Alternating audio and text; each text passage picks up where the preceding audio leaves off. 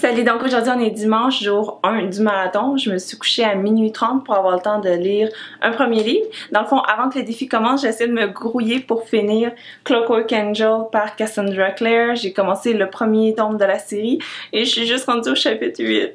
Donc même s'il n'était pas dans ma liste de livres à lire pour le marathon, je vais essayer de l'intégrer quelque part au cours de la semaine parce que je l'ai commencé, je suis vraiment accro. Mais pour donner une chance au livre que j'avais pledgé au début de la semaine, j'ai décidé de lire à minuit L'argent au féminin par Véronique Bertion.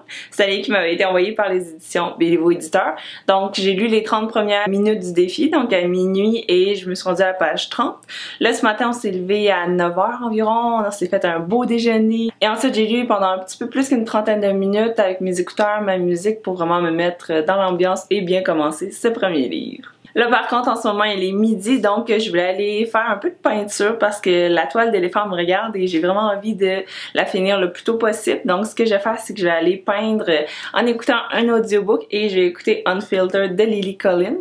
Ok, donc là je suis toute prête à commencer mon livre audio. Ce que j'ai fait, c'est que je l'ai branché à mon speaker Bluetooth Sony pour pouvoir avoir un meilleur son. Harper Audio presents Unfiltered. No shame, no regrets. Just me. Chapter 1. The quirky things that make you different are what make you beautiful.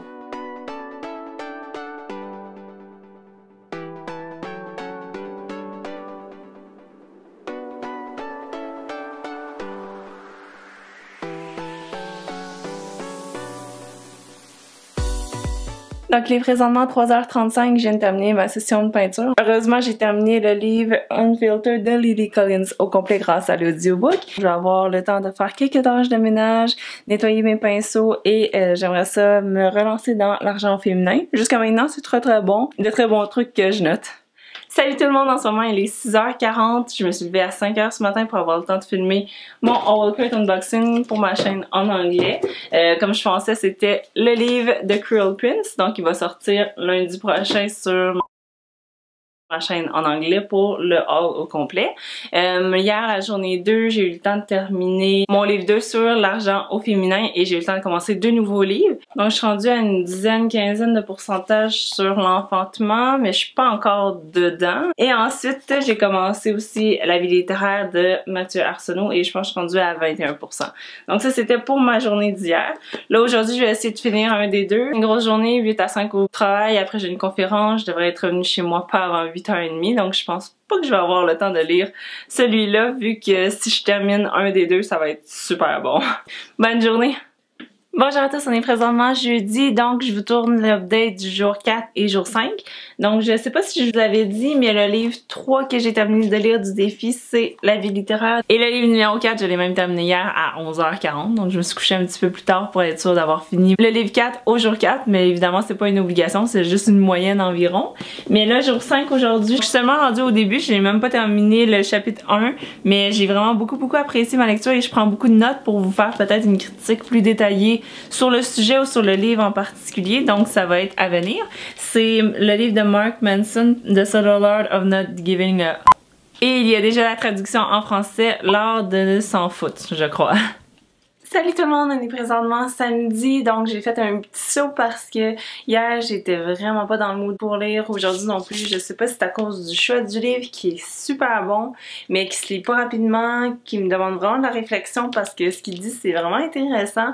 Donc bref, je l'ai pas ouvert la journée aujourd'hui, on est samedi comme 2h de l'après-midi, mais aujourd'hui mettons que je filais pas tant que ça. Bref, c'était pas ma journée pour finir un défi en force. Ce que je pensais faire avec vous aujourd'hui, si ça vous tente de rester, c'est de faire le ménage de mes étagères. On enlève tous les livres que je lis plus ou que j'ai achetés il y a des années puis que je lirai pas dans quelques années. Donc je vais faire une grosse pile puis je vais peut-être la mettre soit à vendre, soit à donner. Je vais voir s'il y en a qui sont intéressés, on verra. Mais je vais toutes les mettre sur Kijiji ou sur ma page Facebook. Je vais voir qu'est-ce que je vais faire avec ça. Mais étape numéro 1, ça va être de faire le ménage.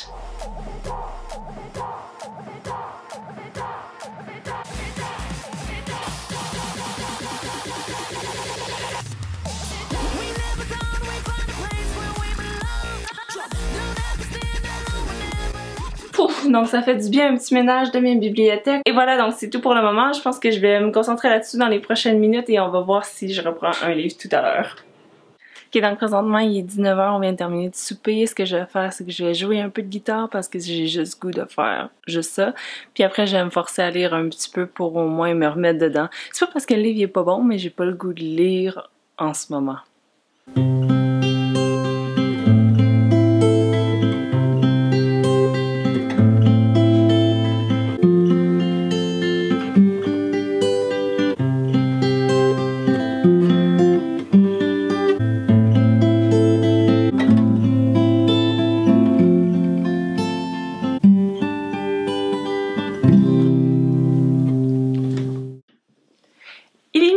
Donc présentement le défi est terminé, donc j'ai réussi à me rendre jusqu'au chapitre 5, donc à la page 90. On va faire un petit récapitulatif du défi qui s'est tenu du dimanche dernier jusqu'à ce samedi aujourd'hui. Donc 7 jours complets à essayer de lire un livre par jour. J'ai pas réussi mon défi malheureusement, mais je vais vous montrer qu'est-ce que j'ai réussi à lire. Je vais juste vous dire les titres et les codes que j'ai donnés au livre et je vous donnerai plus de détails sur mon appréciation dans mon wrap-up qui sera sûrement le prochain vidéo. Donc on avait Unfiltered de Lily Collins qui était le livre 1 que j'ai terminé le jour 1, 5 étoiles. L'argent féminin par Véronique Bertillon que j'ai donné 3,75 étoiles. Livre 2 que j'ai terminé le jour 2. La vie littéraire de Mathieu Arsenault, livre 3 que j'ai fini le jour 3 et je lui ai donné 3 étoiles. Clockwork Angel par Cassandra Clare, je lui ai donné 5 étoiles. Et finalement, c'est là que ça a commencé à vraiment descendre ma motivation. Et ça, c'était censé être mon livre 5 à terminer le jour 5, mais il était vraiment plus long que je pensais. Il y a vraiment beaucoup de contenu dans ce livre-là et je l'aime vraiment beaucoup, donc je peux pas vous donner une note puisque je suis seulement rendue au chapitre 5, mais par le temps que je fasse mon wrap-up, il devrait apparaître avec sa cote. Donc si on calcule là environ les livres que j'ai commencé mais que j'ai pas terminé, parce que je crois que j'ai eu 1 ou 2 DNF.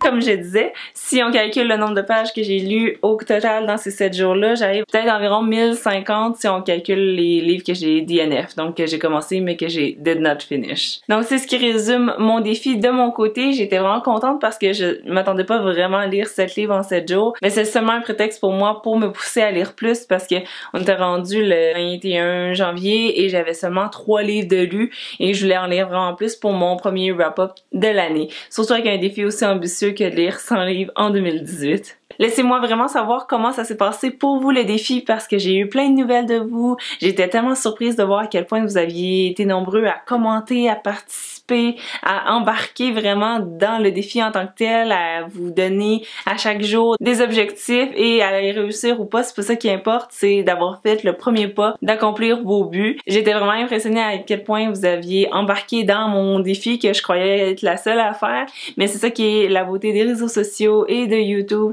c'est de pouvoir faire vraiment une communauté et de faire toute la même chose en même temps.